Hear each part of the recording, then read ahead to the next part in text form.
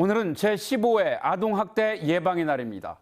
아동학대 가해자의 85.5%, 그러니까 10명 가운데 무려 8명 이상이 다른 사람도 아닌 부모입니다. 일방적인 학대도 있지만 여전히 사랑에 매라며 자녀를 때리는 걸 당연하게 여기는 경우가 남아있기 때문입니다. 하지만 민법에 있던 이른바 자녀 징계권 조항이 62년 만인 지난 1월 폐지됐습니다.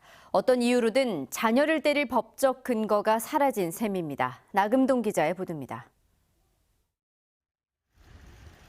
지난 2월 익산에서는 20대 부모가 태어난 지 2주 된 아기를 던져 숨지게 해 공분을 샀습니다.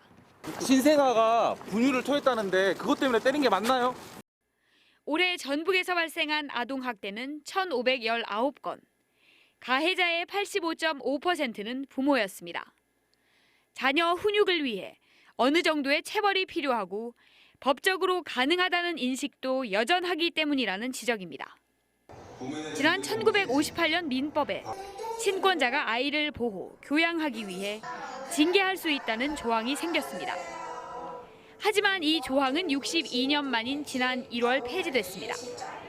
크든 작든 어떠한 체벌도 용인할 수 없고 법적인 근거가 없다는 인식을 강력하게 심어주는 의미가 있습니다.